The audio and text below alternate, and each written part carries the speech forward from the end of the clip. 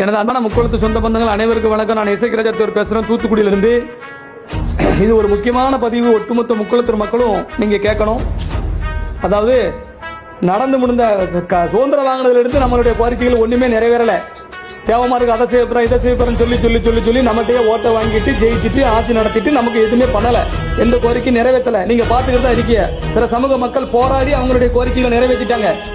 நாம போராடாம இருந்ததுனால, போராட்ட குணம் இல்லாதனால, திராவிட கட்சிகளுக்கு பின்னாடி நம்ம வந்து அலைஞ்சதுனால நமக்கு ஒண்ணும் கிடைக்கல. உங்களுக்கு உங்க பிள்ளைகள் நல்லா இருக்கணும், வருங்காலத்தில் பேரம்பேச்சு நல்லா இருக்கணும். யாருக்காண்டி உழைக்கிய? உங்க பிள்ளைகள் தானே உழைக்கிய.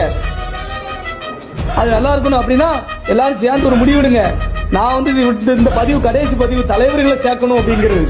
தலைவர்கள் ஒன்னா இருக்கணும் அப்படின்னு சொல்லிட்டு கடைசி பதிவு இன்னும் விட மாட்டேன். இப்ப ஒரு நல்ல சான்ஸ். என்ன சான்ஸ்னா, மக்கள் எல்லாரும் வந்து பயங்கர கோபத்தில் இருக்காங்க.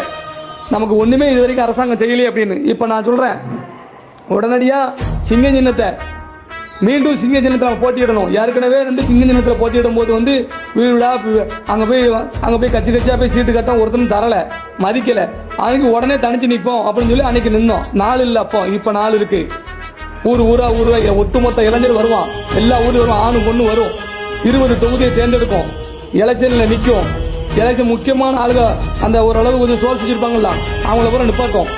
இல்லைன்னா நம்ம ஆளுகள்ல முக்கியமான ஆளுகள்ல வந்து இந்த மாதிரி வந்து ஏன்னா உணர்வு உள்ள பணம் வச்சிருக்கவங்கள அந்த எலெக்ஷன் நிப்பாட்டி மக்கள்கிட்ட வீதியா போய் ஓட்டு கேட்டு சிங்க சின்னத்தை நம்ம வந்து மிகப்பெரிய ஒரு ஆளுமே நாங்க ஒற்றுமையா இருக்கோம் அப்படிங்கறத காட்டும்.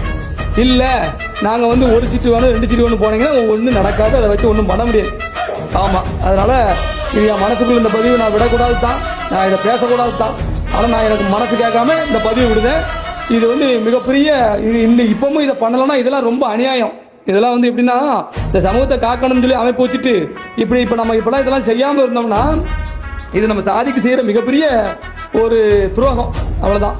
அதனால தலைவர்களும் பெரியவர்களும் உடனடியாக முடிவெடுங்க. நம்ம சமூகம் தலை நிமிர்ந்து நிக்கணும்னா இந்த சிங்க சின்னத்துல அவர்கிட்ட பேசி என்ன ஏதுன்னு கூப்பிட்டு பேசி உடனடியா இதை வந்து நம்ம செஞ்சு இப்ப இருந்து ஸ்டார்ட் பண்ணோம்னா கண்டிப்பான முறையில நம்மளால நம்மளை எழுத்து நிக்கவும் தோப்பான். அப்படி இல்லைன்னா நம்ம ஜெயிப்போம்.